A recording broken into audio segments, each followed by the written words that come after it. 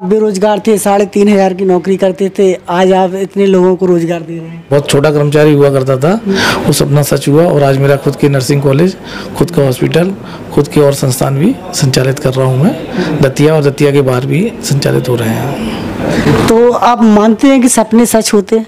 बिल्कुल, अगर आप सही इरादे से और सही नीयत से सपने देखेंगे और सही सोच के साथ देखेंगे तो हमेशा पूरे होंगे। बहुत धक्के खाए हैं, बहुत लोगों ने हमें गलत जानकारी दे दी, हम गलत रास्ते पे चले गए, बहुत सारा नुकसान कर बैठे, फिर पता लगा अरे यार ये तो गलत हो गया, फिर सही आए, तो वो ना मिले। अगर लोग सही इरादे से सही जगह काम कर रहे हैं तो सफलता 100% ही मिलेगी। उसके इरादे अगर पक्के हैं और नेक हैं। विफलताएं आई हैं, वो क्या रही हैं आपकी? इस तरह की चुनौतियाँ रहती हैं और दूसरा जातिगत भी चुनौतियाँ रहती हैं कि जब लोगों को पता लगता है तो कह रहे यार ये क्या करेंगे, ये काम तो हम करेंगे, ये तो कर ही नहीं सकते, और चुनौतियों का सामना करना पड़ता है। अब सारे पूरे हो गए हैं कि अभी और कोई सपना बाकी है? क्या करना चाहते हैं? नहीं, अब सपने तो लगभग पूरे हो गए हैं। आज देखा जाए तो कितने लोगों को आप रोजगार दे रहे हैं? लगभग 100 लोगों को रोजगार दिया। मैं हूँ राजा भैया पाल, मैं इस समय दतिया में हूँ और दतिया जुड़ रहे हैं श्री कृष्णा हॉस्पिटल के डायरेक्टर अरविंद बघेल जी हमारे साथ जुड़ रहे हैं। स्वागत है हमारे चैनल पर। बहुत बहुत धन्यवाद राजा भैया जी, आपका, आपके चैनल का बहुत बहुत स्वागत जी। अरविंद बघेल जी, पूरा देश आपको इस समय देख रहा है, वो लोग भी देख रहे हैं जो कुछ ना कुछ आपसे सीख लेना चाहते हैं। आपके बारे में बहुत कुछ सुना है कि आपने एक नीचे से शुरुआत की थी अपनी से, और आज आप इस मुकाम पर हैं कि हॉस्पिटल समेत कई कॉलेज भी आप देख रहे हैं। तो सबसे पहले आपका जो स्ट्रगल की शुरुआत थी वो कहाँ से शुरू हुई आपकी? राजा भैया जी, पढ़ाई के बाद मैं जैसे आम लोग तैयारी करते हैं, मैं तैयारी करता रहा, और तैयारी करते करते जब तैयारी मतलब किसी कंपनी में सफल नहीं हुए तो फिर आदमी प्राइवेट नौकरी ढूंढता है। हमने भी प्राइवेट नौकरी शुरू की, ग्वालियर के एक बड़े संस्थान में मैंने प्राइवेट नौकरी शुरू की। 15 जुलाई 2002 को मैंने ग्वालियर का ITM कॉलेज है, वहाँ से नौकरी शुरू की थी। उसके बाद कुछ समय बाद मैं दतिया आ गया, दतिया के एक बड़े संस्थान में मैंने करीब 6 से 7 साल नौकरी की है। तो उस दरमियान लगभग कितना सैलरी आपको मिलता था? शुरुआत तो 3,500 के आसपास सैलरी से हुई थी। नौकरी से कब रिजाइन दे दिया था? 2008 में, 8 के बाद मैंने नौकरी छोड़ दी है। तो मन में कुछ था कि हमें कुछ बड़ा करना है? बिल्कुल, जब मैं कॉलेजों में काम कर रहा था तो मुझे एक मतलब अलग से ही लगता था कि शायद मैं भी कॉलेज खोल लूँ, मैं भी कुछ कॉलेज खोल सकता हूँ। लेकिन कॉलेज खोलना एक बहुत बड़ा वो होता था और उसके लिए बहुत बड़े संसाधन की आवश्यकता होती थी। तो प्रयास करते रहे, कई बार असफल हुए, मतलब कॉलेज खोलने के लिए कई बार मैं असफल हुआ हूँ। मैंने पहले B.Ed D.Ed कॉलेज खोलना शुरू किया, नहीं खोल पाया, और भी कई कॉलेज खोलने की कोशिश की पर उसमें सफल नहीं हुआ। उसके बाद नर्सिंग कॉलेज की शुरुआत की, और जब नर्सिंग कॉलेज की शुरुआत की तो 2011 में मेरा अपना नर्सिंग कॉलेज खुला, जिसमें हमने GNM कोर्स स्टार्ट किया, और अब करते थे आज मेरे पास BSc, पोस्ट BSc और कई अन्य कोर्स चल रहे हैं। इसके अलावा स्कूल, ITI और आयुर्वेदिक जैसे कोर्स भी हम लोग संचालित कर रहे हैं। झांसी में भी एक आयुर्वेदिक D Pharma और आयुर्वेदिक नर्सिंग कोर्स संचालित हो रहा है जी। और इस समय दतिया में भी आपका एक बड़ा नर्सिंग होम चल रहा है? हाँ, दतिया के अंदर इसी बीच में नर्सिंग कॉलेजों की जो रिक्वायरमेंट बढ़ी कोरोना के बाद, हमने अपना खुद का नर्सिंग होम खोला श्री कृष्णा हॉस्पिटल के नाम से, और उसमें हमने आयुष्मान कराया। आज दतिया के लोगों को हम बहुत अच्छी सुविधाएं दे रहे हैं। उसमें दतिया के लोगों को हम कोशिश करते हैं कि निःशुल्क उपचार कराएं। आयुष्मान जो मध्य प्रदेश सरकार के द्वारा जो योजना जारी की गई है, निःशुल्क उपचार हम उसमें देते हैं। हमारे पास आयुष्मान में general surgery, general medicine, ortho, urology के विशेष रूप से निःशुल्क उपचार किए जाते हैं, जिसमें लेजर ऑपरेशन, पथरी का, प्रोस्टेट, इस तरह के हम लोग PCNL और TURP वगैरह कोर्स ये सब हम कराते हैं जी। तो आयुष्मान कार्ड से जुड़े हुए सभी प्रकार के जो गंभीर बीमारियां हैं उनका उपचार आपके यहाँ होता है?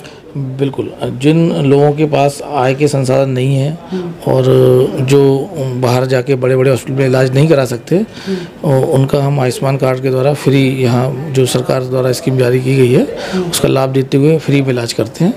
आयुष्मान कार्ड धारक का पूरा लाभ दिया जाता है। तो 24 आवर्स सारी सुविधाएं बिल्कुल 24 आवर्स सुविधाएं जारी रहती हैं। किसी भी समय पेशेंट आता है उसको एडमिट किया जाता है और भर्ती करके उसको इलाज किया जाता है। कितने बेड का हॉस्पिटल है आपका? ये 100+ बेड का हॉस्पिटल है, यहाँ पर संचालित कर रहे हैं अपन जी। तो कोई भी बड़ा मुकाम हासिल करने के लिए पहले एक सपना देखना पड़ता है। लोग सपने रात में देखते हैं, कई लोग सपने खुली आंखों से देखते हैं। तो कहीं ना कहीं आपने अपना एक सेटअप तैयार कर लिया था, एक माइंड में एक सपना देखा था, वो सच कर दिखाया। हाँ, ये बात सही है कि मैंने आपको जैसे पहले बताया कि जब मैं कॉलेजों में काम करता था तब मैं ये सोचना मेरे दिमाग में हमेशा रहता था कि मैं अपना कॉलेज खोलूँ। पर वो एक सपना ही था उस समय, जब मैं एक बहुत छोटा कर्मचारी हुआ करता था और उस समय कॉलेज खोलना एक बहुत बड़ी बात होती थी। पर माँ पीताम्बरा के आशीर्वाद से वो सपना कैसे सच हुआ मुझे भी नहीं पता, और माँ पीताम्बरा के आशीर्वाद से वो सपना सच हुआ और आज मेरा खुद के नर्सिंग कॉलेज, खुद का हॉस्पिटल, खुद के और संस्थान भी संचालित कर रहा हूँ मैं। दतिया और दतिया के बाहर भी संचालित हो रहे हैं। तो आप मानते हैं कि सपने सच होते हैं? बिल्कुल, अगर आप सही इरादे से और सही नीयत से सपने देखेंगे और सही सोच के साथ देखेंगे तो हमेशा पूरे होंगे।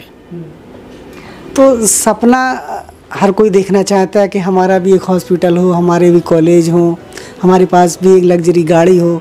तो ये सपना जब हम देखते हैं तो इसको कैसे अमल में लाएं, क्या करना चाहिए?